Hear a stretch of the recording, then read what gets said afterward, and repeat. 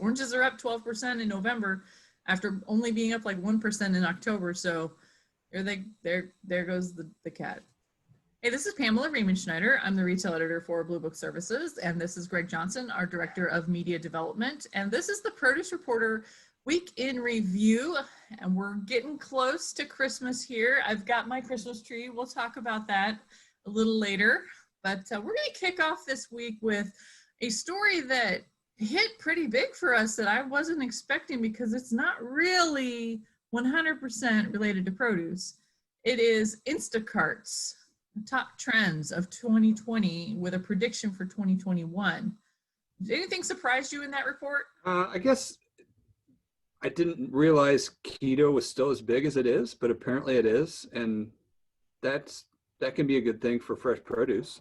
And it's a really, I've had theories on the American diet for a long time, and I am convinced that sugar is the enemy, and keto agrees with that. So although I don't do it, like we're on the same wavelength, so it's good to see that. And it's good to see it that's popular with Americans. That will bode well for things that are keto friendly, especially in fruit, because that's the one thing that keto is not really keen on fruit because of the sugar in fruit. But there are certain items like berries, blackberries and raspberries, for example, are keto friendly and actually recommended on keto diets. And I don't know if it's correlation or causation, but raspberry sales have been going through the roof. I know that I think for me, the biggest thing that has affected raspberry sales over the last 5 to 10 years is the club store size package of them. You remember back in the day when you got this little teeny tiny box of raspberries like this, and it was like a gift. Yeah. And that's all you got. Yeah, it was teeny tiny. And now, same with blueberries though. Mm-hmm. Yeah. So clearly it's a volume thing because they couldn't fulfill it before. And it's great to see when demand is really high and suppliers are able to fill that, like we've seen in the avocado space. When demand is huge, fill it, man.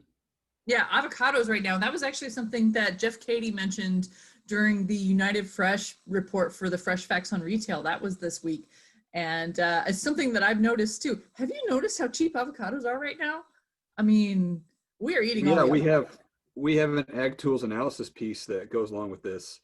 And the volume has been way up this year. And, last year, I don't know if we remember, you and I do because I love avocados. They were damned expensive for part of the year, right? It went as high as $80 a case FOB.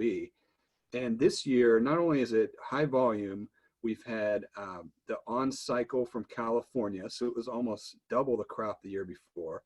And FOB prices have been extremely consistent throughout the year.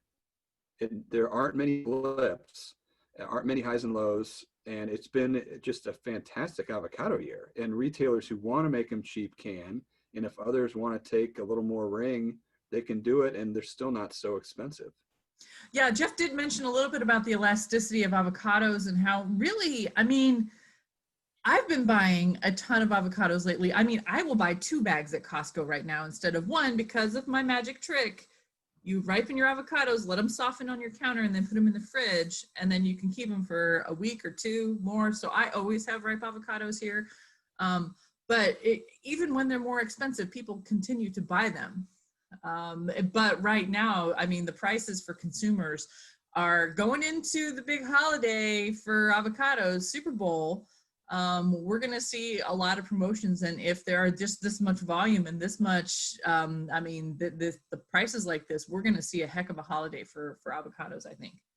Absolutely. And if you recall the start of the year with the avocado boom at the end of the season with the last Super Bowl, which was won by the Kansas City team, if you recall. See, 2020 started off so awesome. I know. Don't forget that. I was in Paris when that happened. So, was the Super Bowl the peak of 2020 for a lot of in my world? Absolutely. I think we should just refer to that as last decade. Yeah, right.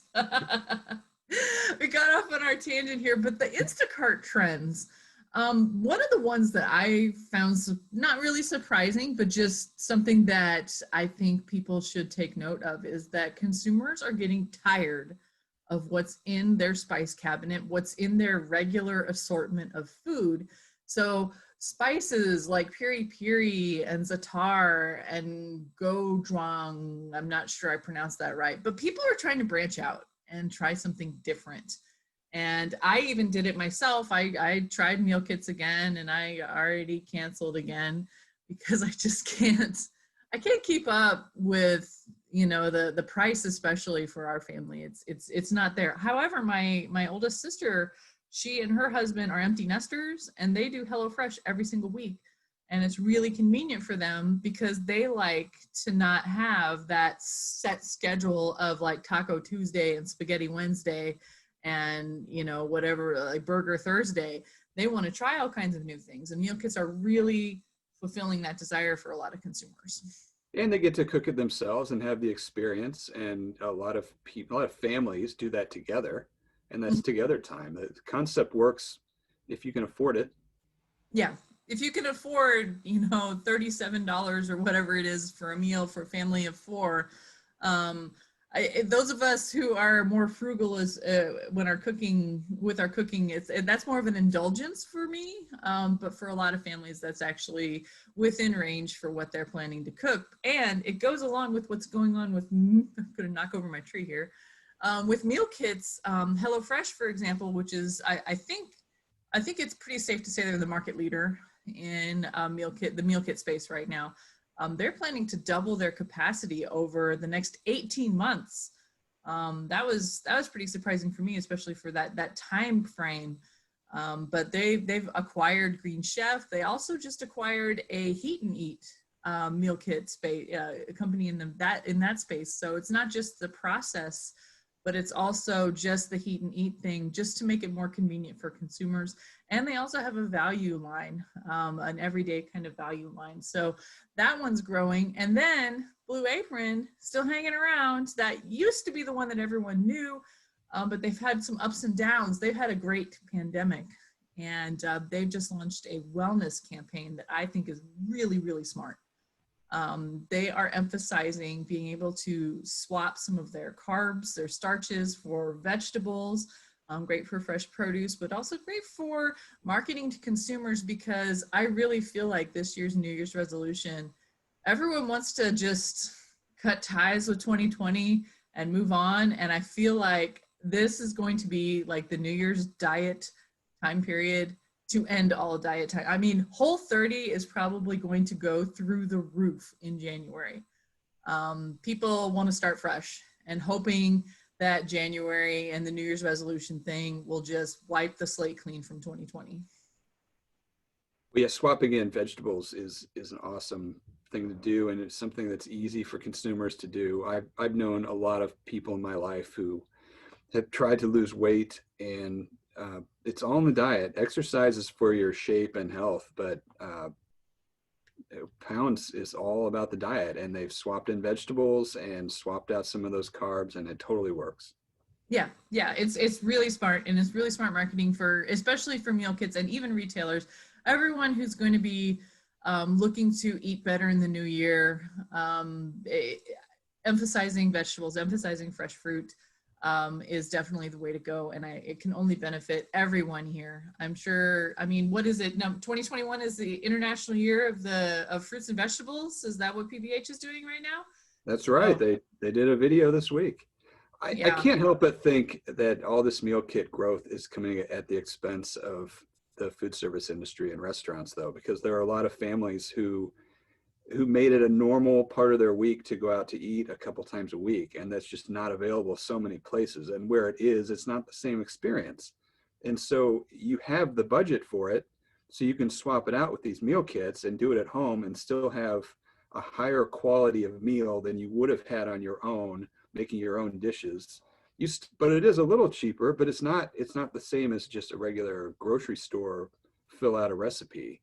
So one of the things that we heard from Bruce Taylor and John Anderson, longtime industry leaders on the PMA town hall, is they're both projecting a very bad 21 for the restaurant industry, and I think they're right. And it's a bummer, but I think we have to go into 21 thinking the restaurants, it's going to take a long time for them to come back.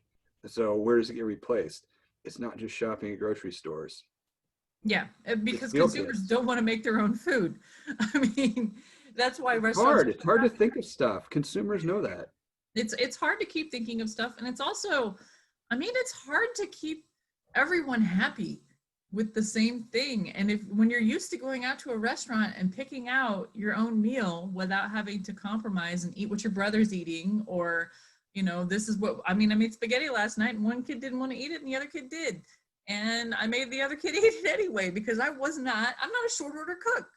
I mean, I'm not the only parent out there who doesn't want their kitchen to be a short order kitchen.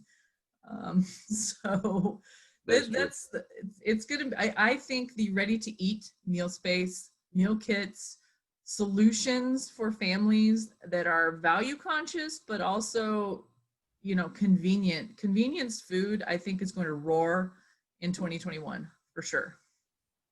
Yeah, I agree.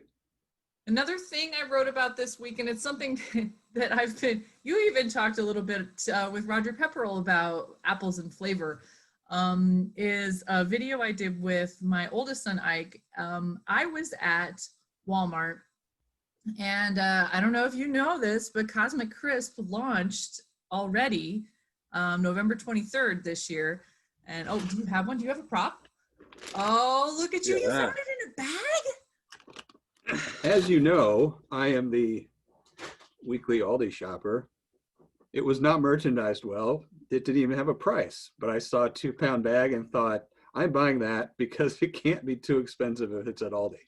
Well, here's the thing about that. I love that you found it at Aldi because I feel like, and Karen Nordotza and I from Moxie Marketing, we just talked about this. A lot of these discounters are positioning themselves more as a treasure hunt than we've got Red Delicious and we've got Galas, and that's the only thing. If you want apples, we got an apple for you. Now they've got this treasure hunt feel of, guess what I found at Aldi? I found Cosmic Crisp at Aldi. But the thing that I love about that is that they're in a bag because it shows you what it is. It gives you a value proposition to show you that this is a fancy apple. Well, right? It's also a pretty darn cool bag. Yes. I mean, it's a beautiful merchandise. I mean, I've already eaten one. Yeah. I mean, why not? Yeah, it's fantastic. It looks great. And by the way, it was awesome. Yeah.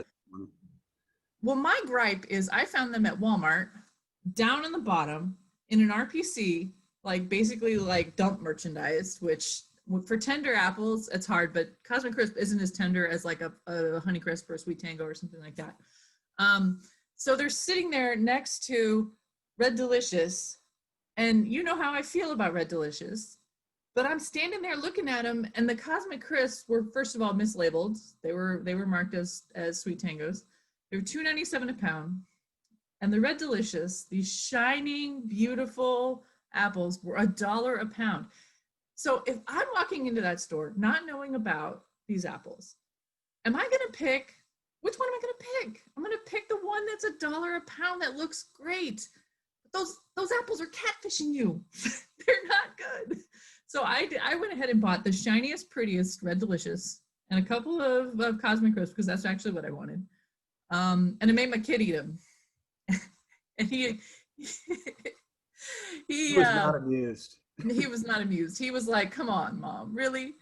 Because I actually spoiled him last year. I bought probably 40 pounds of Cosmic Crisps at Walmart. And when I bought them last year at Walmart, they were in the reefer case.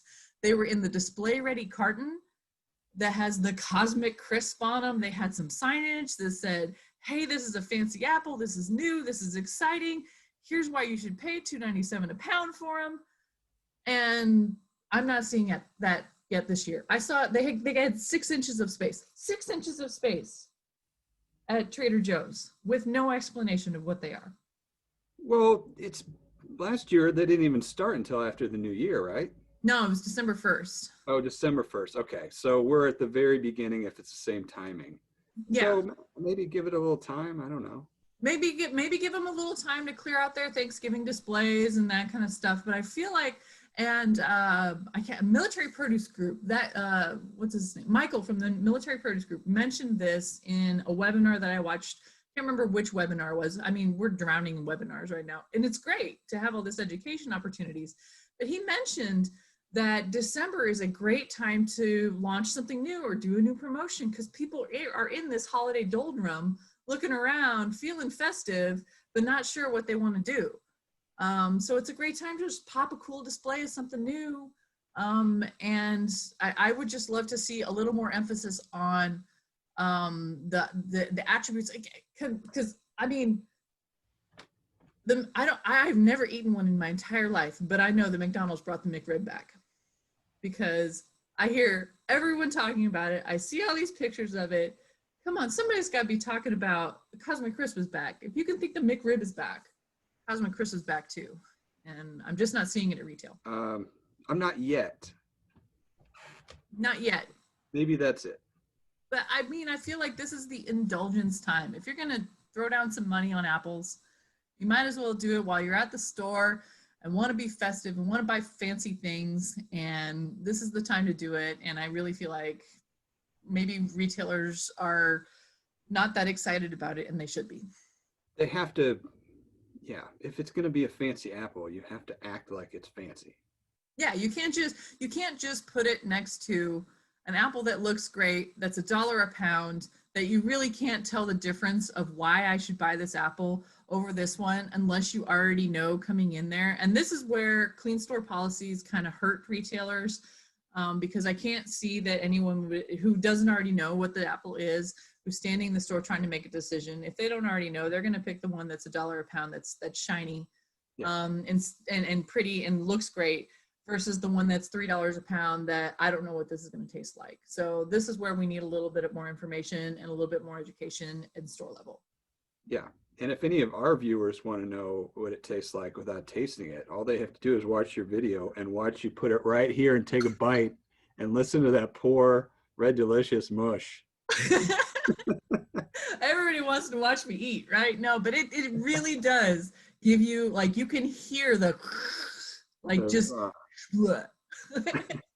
and then when you crunch into a Cosmic Crisp, it's like, it pops apart. It's got that Honeycrisp pop of its parentage, and it's just a fantastic apple, and there's great reasons for it. I actually did see on CNN, Chadwick Boyd was promoting Cosmic Crisp on CNN. So there is media out there. There are retailers out there that are doing a great job with it.